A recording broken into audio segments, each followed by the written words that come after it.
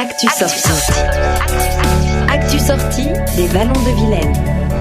Aidé-Bazouges, c'est une petite commune de charme de plus de 2200 habitants et un beau cadre près de la Vilaine. C'est aussi les ruines d'un château qui vont devenir le théâtre d'un festival les 6 et 7 juin prochains.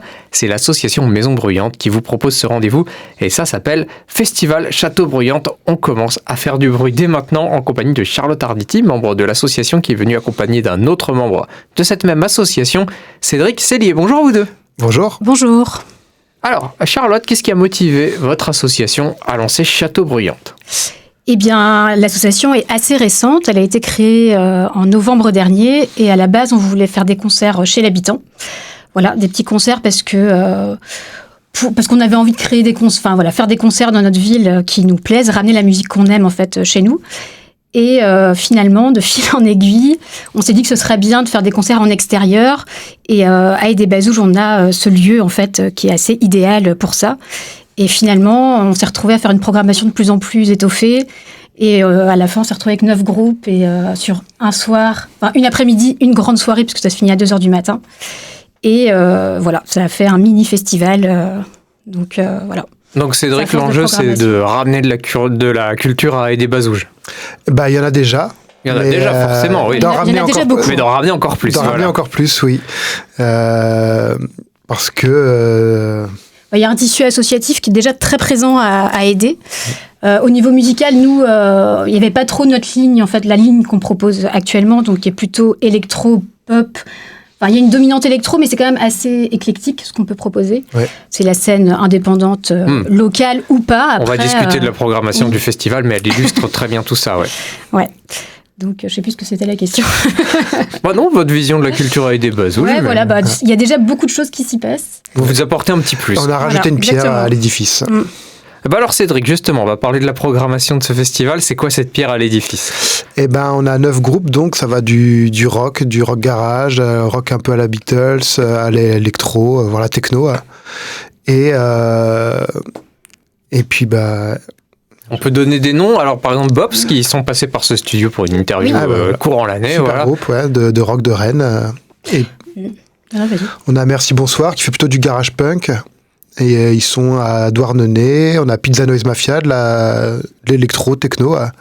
Ils viennent de Belgique, là, qui viennent de Belgique. Zvezdia Inferno aussi, un groupe de Suède qui fait de la grosse électro.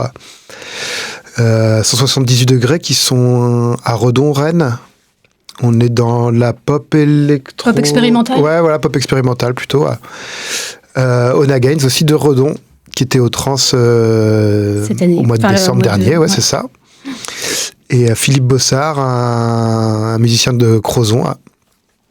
Qui fait de la musique minimaliste. C'est ça, ouais. Et qui j'oublie. Il y avait Marie Clock. Marie Clock, comment oublier Marie Clock, ouais. Donc elle qui vient de Paris et qui fait de la poésie décalée accompagnée de son clavier électronique. Des textes plutôt dans l'humour assez cru. Oui, mais quand même avec une certaine profondeur qui sont pour certains très mélancoliques. Donc il y a quand même quelque chose. Une belle découverte à faire. C'est pas que drôle. Absolument. En tout cas, je note que vous faites la part belle aussi à la scène locale. C'est quelque chose qui est important pour vous deux ? Oui. Oui, c'est bien parce qu'il y a plein de bons groupes dans le coin. C'est clair, donc c'est bien aussi. Il y a de quoi faire. Ouais, exactement. Et après, on trouvait bien aussi de ramener des groupes qui n'ont pas trop l'habitude de jouer par ici. Et puis, voilà. Alors, je rappelle que le festival, il a lieu les 6 et 7 juin prochains. Est-ce que sur place, on trouve tout ce qu'il faut pour manger, passer un bon moment ? À manger, Cédric. À boire, un karaoké. Acid karaoké, dont tout est repris en boîte à rythme et synthétiseur, et les paroles un peu changées. Donc il y a moyen de s'amuser aussi toute la journée et la nuit. Ouais, c'est un collectif qui vient de Douarnenez pour le coup, et là ils proposent 2 activités, donc de l'acid karaoké, ils appellent ça, et aussi un thé dansant décalé. Donc pareil, c'est des reprises en fait de classiques, je pense de cha-cha-cha ou autres, et en fait ils invitent les gens à venir danser en mode danse de salon. Bon, faut venir à partir de quelle heure alors pour profiter de tout ça comme il faut ? 15h. À partir de 15h, oui. Parfait, et puis il faut qu'on parle du cadre. Donc ça se passe au château, manifestement ruiné, je ne vais pas vous mentir, j'ai jamais eu l'occasion de le voir pour l'instant, mais c'est à Aidé-Bazouges, il y a des restes d'un château. Sur les hauteurs des Bazouges, il y a toute une enceinte murée avec des ouvertures bien sûr, et une grande tour en ruine, c'est magnifique. Un donjon en ruine, du Moyen-Âge, et qui était un château fort. Ça va être un sacré cadre à la nuit tombante, j'imagine. Je pense qu'il y a moyen de mettre bien en valeur avec les lumières et voilà, et ces vieilles pierres. Et bien donc ça c'est Châteaubriand, je rappelle que ça se passe les 6 et 7 juin prochains. Si on veut y aller maintenant, être sûr d'y être, on peut réserver. Tout à fait, ouais. Château-du-6bruyante.org. Ça, c'est le site internet avec toutes les infos, la programmation et tous les liens d'écoute des groupes. Et puis aussi, la billetterie se trouve sur LOASSO. Donc LOASSO, Châteaubriand, vous tombez dessus. C'est 18 € la place, gratuit pour les moins de 12 ans et 20 € sur place. Voilà. Parfait. Et donc, c'est plein de concerts, vous l'avez dit, jusque 2h du matin. Voilà. Donc, de quoi passer un bon Après, bout de journée avec vous. Alors, j'avais envie de préciser aussi que c'était quand même un accueil assez inclusif parce qu'on souhaite que les familles aussi puissent participer. Donc, il y a aussi des activités pour les enfants qui seront préparées pour l'après-midi et au moins pour le début de la soirée. Parfait. Et puis j'avais envie, puisque vous êtes là tous les deux, qu'on discute aussi de ce que vous proposez en dehors de Châteaubriand. Donc il y a Maison Bruyante, vous en avez parlé tout à l'heure, c'était des concerts chez l'habitant, c'est ça? Et d'ailleurs, il y en a peut-être d'autres de prévus. Charlotte? Alors, pour l'instant, on se concentre sur le festival, mais oui, il y en aura, on a envie de perdurer dans le temps. Donc on a envie de continuer cette formule-là.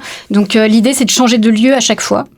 Donc, soit des maisons, soit des... on a fait dans un ancien presbytère qui nous avait été prêté par la mairie, c'était notre premier concert.